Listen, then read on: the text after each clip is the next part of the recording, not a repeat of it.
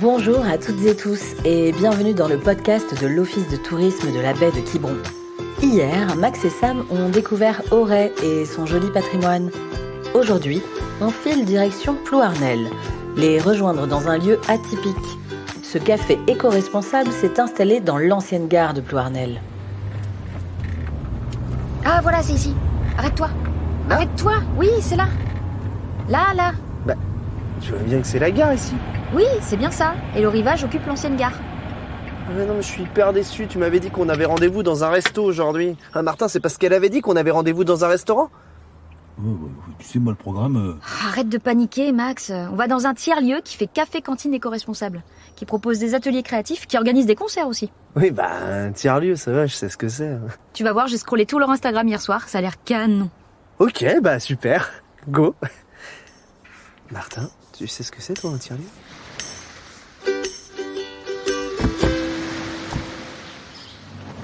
Oh, c'est joli comme tout. Regarde, il y a le menu à l'entrée. Ah ouais, c'est vraiment un resto. Mais oui, tu vois, je te l'avais dit. On dirait vraiment une gare. Bonjour, il y a quelqu'un ? Bonjour. Bonjour, Julie. Bon, vas-y, rentre. Merci. Waouh. Oh, waouh. C'est très très beau. C'est magnifique. Ça vous dit, on va boire un café dans le jardin ? Ah ouais, Ah avec oui. plaisir. Waouh.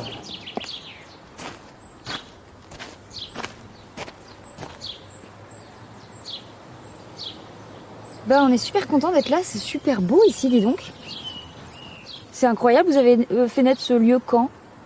Alors là, ça va être notre 3e été. On a ouvert en 2021. Et là, vous êtes dans le jardin. Du coup, c'est vrai que c'est la bonne période. En plus, c'est tout ouvert et tout fleuri. C'est cool. C'est magnifique.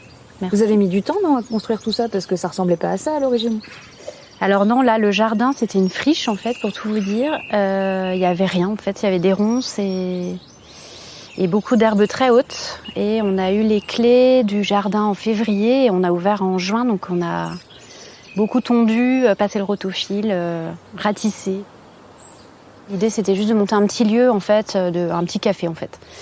Et quand on a visité la gare, en fait, on cherchait un lieu un peu atypique qui ressemblait un peu à ce qu'on voulait. Du coup, c'est un tiers-lieu.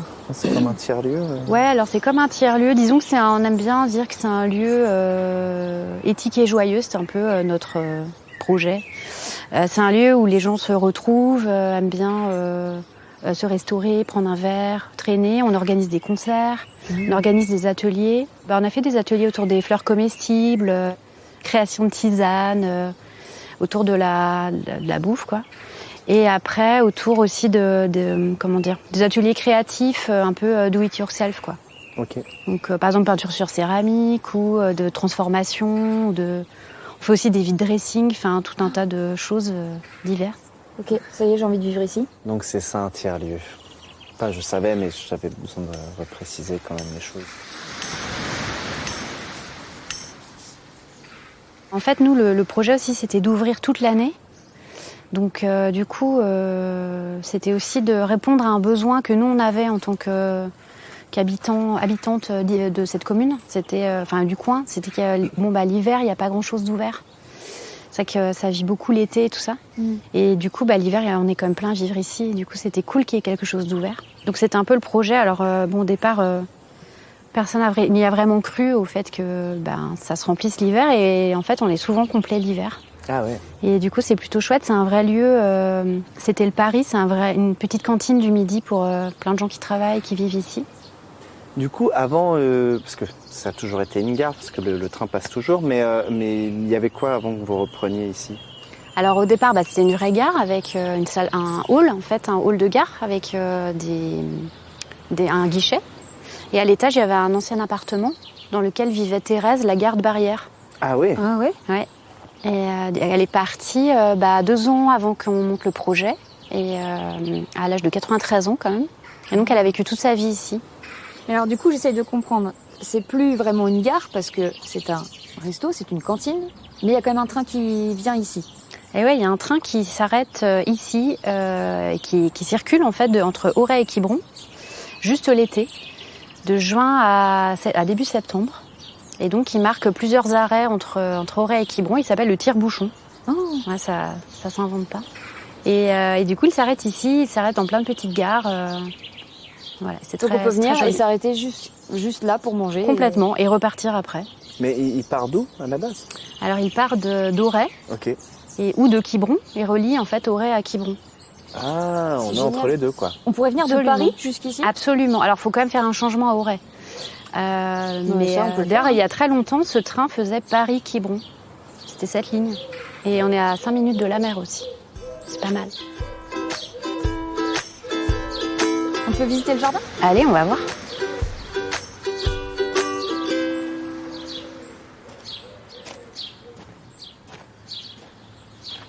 Alors là, on est dans le potager. Tu peux nous expliquer un petit peu ce qu'il y a? Alors, il y a plein de choses. Il y a des fraises. Il y a ça, c'est de la camomille, il y a du thym, des tomates, des courgettes, du fenouil, du chouquel, de la sauge. Ça, c'est la menthe fraise? Ça, c'est de la menthe fraise. Ça, c'est de l'hélicryse. Ouais. Il y en a plein dans les dunes. Et en fait, ça c'est comestible. C'est un goût de curry un peu. Et en fait, là, maintenant, toutes les plantes sont comestibles ici. Alors, non, pas toutes. Ah, Faut pas c'est tout manger. C'est pour ça. C'est pour ça. Enlève ce qu'il y a dans ta bouche, Max. Un potager où vous utilisez beaucoup de vos produits, quasiment tous vos produits. Non, alors dans le potager, on a surtout planté des petits légumes, donc des tomates cerises et des courgettes. Ça, on les utilise dans notre cuisine. Et comme il est quand même assez petit et qu'il est très, dense, on a aussi mis plein de fleurs et beaucoup d'aromatiques, parce qu'on utilise plein d'herbes dans nos plats. Par exemple, on fait des falafels maison et toutes nos herbes viennent de notre jardin. Donc il y a de la coriandre, il y a de la menthe. On a plein de menthes différentes, je vous ferai goûter si vous voulez. Et là, ce que piétine Martin, c'est quoi? Ah, bah ça, c'est les fraisiers pour le crumble. Super, super Martin. Ça, c'est une plante que j'adore, qui n'est pas très connue. Ça s'appelle la tagette. C'est comme de l'œillet d'Inde, en fait. Et c'est comestible aussi. Et ça sent vraiment le pamplemousse. Ah ouais. Tu sens. Et après, bien. Tu vas voir? Et après, ça sent très longtemps. Ouais, donc ça, en fait, c'est du géranium cola. Donc, c'est une variété de géranium. Et si tu frottes avec tous tes doigts, tu vas sentir, ça sent comme le Coca-Cola. Et c'est Mais c'est impressionnant. un truc de fou. Ouais, et en fait, c'est comestible. Donc, tu peux faire infuser ça dans de l'eau. On t'aura pas le vrai goût du Coca-Cola, Oui, mais ça en va tout pas cas, c'est pétiller, naturel. quoi. Mais Ouais. c'est super. Ah ouais? C'est fou, hein? Est-ce qu'on peut goûter une fleur? Ouais, carrément. Je vais vous faire goûter une fleur de capucine. Je la secoue parce qu'il y a des petits pucerons dedans. Ah. Ça fait un peu de... Ah, c'est super, ça fait des protéines. Tiens, je te laisse l'envie si tu veux. Merci. Une petite, Oui, je vois. Et c'est très bon, la capucine. C'est très poivré. Est-ce que t'aimes le poivre? Oui. Bon, bah, c'est super. Bon, écoutez, hop. T'en veux une aussi? Ouais, alors, je sais Non, pas, mais, parce que je suis hyper allergique au pollen. Non, j'ai c'est parce vraiment qu'il peur est, de, il est de flippé, faire parce un qu'il aime œdème pas de manger quick. des trucs qu'il connaît pas. Lui, si ça ressemble pas à un gâteau, il est perdu. Tu crains rien, hein? Ouais, mais alors, Je comprends. on m'avait dit ça une fois. Et, Oh, c'est trop bon! Max, faut que tu goûtes.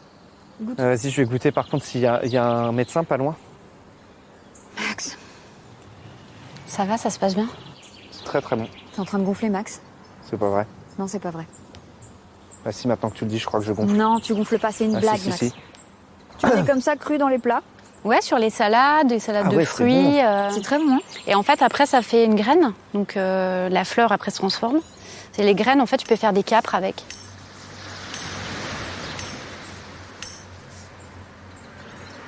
Vous faites quoi comme genre de plat? Alors, on fait des plats plutôt, on va dire, on aime bien dire qu'on est un peu légumophile, quoi. C'est-à-dire qu'on utilise beaucoup les légumes. On a une toute petite cuisine et on fait tout toutes les deux, donc ça reste assez simple. On va dire que c'est un peu de la cuisine de mamie, mais avec des bons produits. Et beaucoup de légumes. Si vous aviez un plat, c'est quoi votre spécialité? Alors, ça n'a rien à voir avec les plantes. Et c'est plutôt sucré, mais je dirais que c'est les cookies ou le cheesecake. Parce Ah que oui. c'est ce qu'on fait. En fait, on change notre carte l'hiver par rapport à l'été. L'été, on fait des plats plutôt frais et plutôt, on va dire, type gros sandwich bien gourmand et tout ça. Aussi pour que les voyageurs puissent prendre des trucs à emporter et tout. Et l'été, on fait plutôt des plats, on change toutes les semaines, des plats en sauce, avec ou sans viande et tout ça. Mais ce qui revient tout le temps, c'est les cookies et le cheesecake. Ouais, merci Julie. Merci Julie. Bah, merci à vous. C'était incroyable. J'ai très envie de rester là. J'ai l'impression que je suis un petit peu dans mon élément. Merci. Au revoir. Salut.